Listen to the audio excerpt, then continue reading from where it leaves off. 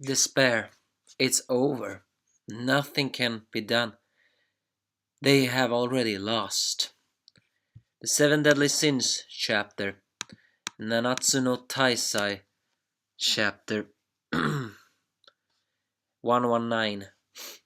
As Hendrickson is trying to heal and head back, wanting to warn everybody what is happening because they need to take them down before they fully recharge.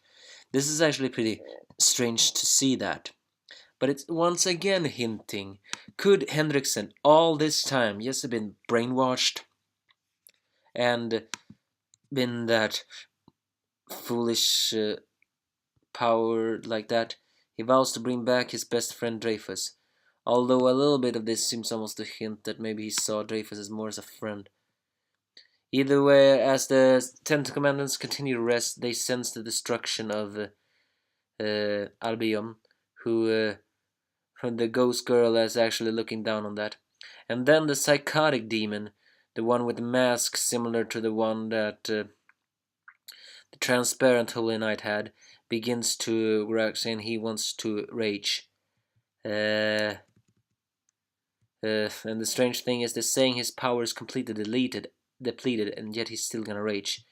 And but he still believes they cannot be defeated. But here's actually some strange. Seldris is the one who stops him, saying, well, technically he ran away anyway, but what I mean is, he's saying, have you forgotten it was our pride like that you show now that brought us to the humiliation of being sealed? That is actually pretty strange. Not that we know a lot about Seldris up until now, but this actually shows he's more intelligent than he looks, suggesting that he is not, well, he's just as cruel as all the other demons, without any doubt, but he is more cautious, more prepared. But this demon just saying he forgot it because of the elderly.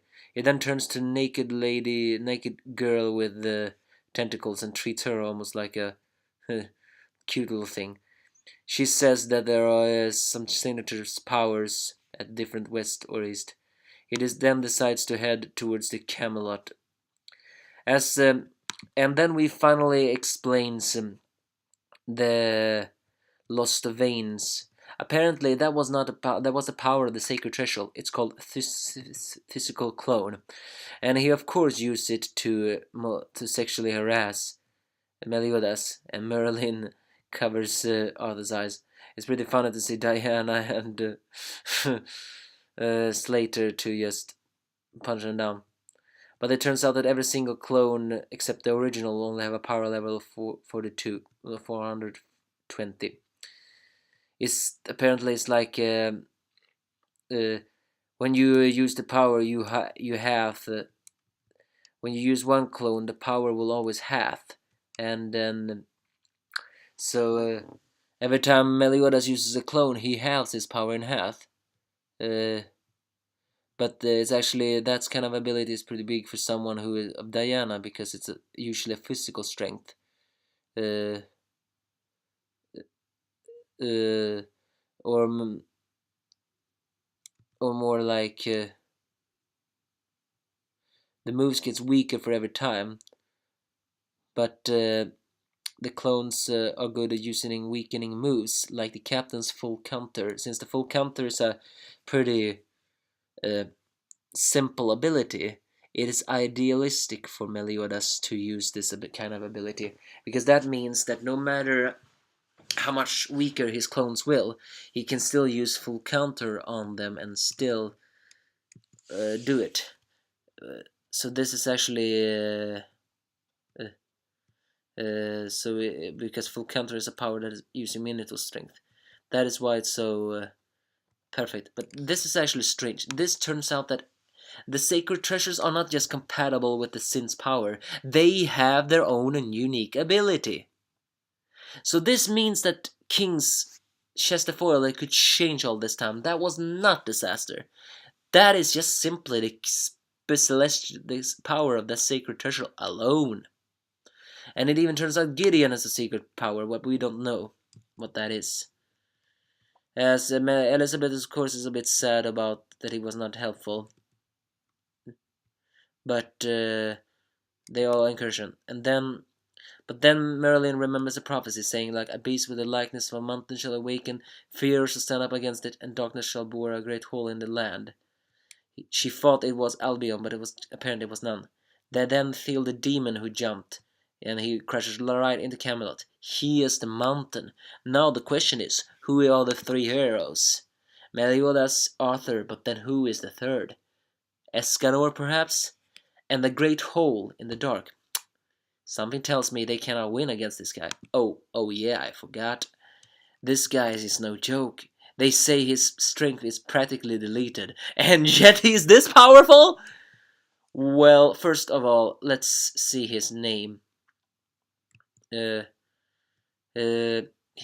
name is Galen, and his power level is mother freaking 26,000 in his weakened state, no less. Come on, user, artist of Seven Deadly Sins. Why do you keep throwing this despair into us? It is obvious they cannot win. In fact, title next chapter was overwhelming violence. Only a mortring they cannot win. But Galen, who his name is, actually presents himself like he knows. When he greets Meliodas like it's been a long time. You haven't changed at all. Once again proving that Meliodas knows the Ten Commandants more than we think. Well, I know you all gonna say duh, but still. So how can they stand up against him? He is the mountain. Who is the three heroes? And no matter what happened, a great hole of darkness will bore into Camelot. Maybe in this battle, King Arthur will unlock his ability. The ability that will make him the ideal ruler of Britannia. And as we said before, all the sacred treasures have a unique ability, not just the ability to draw out everything else. Or maybe the unique ability of the sacred treasures can work compatible with the power of the Seven Deadly Sins abilities. Who knows? That's basically this. It was a bit scary that it's the violent one who is getting here. But even though we finally see the Ten Commandants, what is gonna await us now? I have no idea. But give me your thoughts, if you have any.